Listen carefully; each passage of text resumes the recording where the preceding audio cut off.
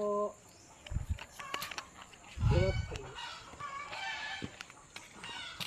Tatay Leandro. Yan, Tatay Leandro. Ay, kayo po yung asawa niya. Ano po kayo? Punta lang si nanay. Nay, nagbablog kami. At namimigay po ng pamasko si tatawarin po kayong Pasko kasi bukas Pasko na. At gusto ko pupunta yung mga senior citizen na aking kababayan. Pwede punta mo na ay? At magipagkwentuhan tayo sa gate kay nanay. Para magbigyan natin ng pamasko. Saan na? Punta? Okay na. Ilan taon na po kayo na 75 ko na itong 23, itong January. 75? Ilan taon na po namatay si tatay? 61. Mga ilan taon na kayong biyuda? Nagwawalo na. Ay, matagal na rin. Tagal na. Nag-sacrifice na rin po kayo, ano? Ilan po anak niyo? 5. 5. Kaya na po ang bumuhay nung namatay na si tatay, ano? Ay, may asawa na sila lahat. Ay, may asawa sila lahat nung namatay si tatay. Ay, nag-iisa na lang ako dito. Ay, oo. Dala po kayo ng iyong mga anak. Ito yung Pasko. Pasko. Tapos pinapadala na lang kayo pag meron silang buwan. Nagtiting-ting.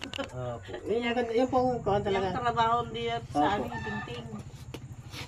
Madali pong pagkakitaan yan. At saka kung hindi ka magaganyan, dito kayo ma-exercise, lalong hihina ang katawan. Kaya dito kami. Maski sa amin, puro ganyan na din hanap buhay sa Kadayakan. Kadayakan po ako. At naikon po sa akin kasi yung pangalan nyo, si Ate Mila, Marilyn Ayala.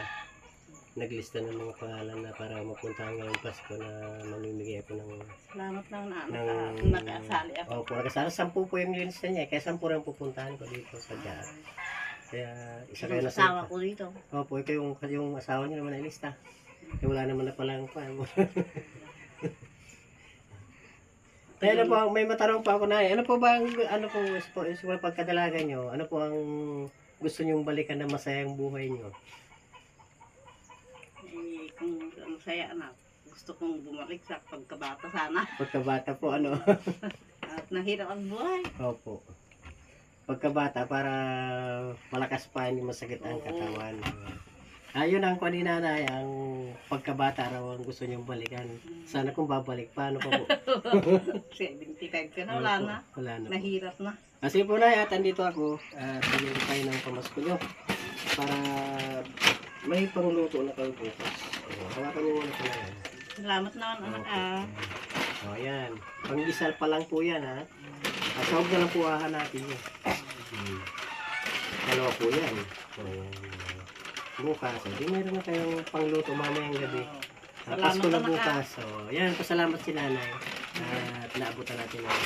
Buti nakalista ang rin ako. Yan, inilista po kayo kaya tarating ako dito. Kung walang naglista, wala. Hindi na ko nito nga. Hindi na po pa yung pangalan. Hindi ka na nay at papaalam na rin po kami. Salamat nga anak ah. Sige po nay. Sige po. Tara na.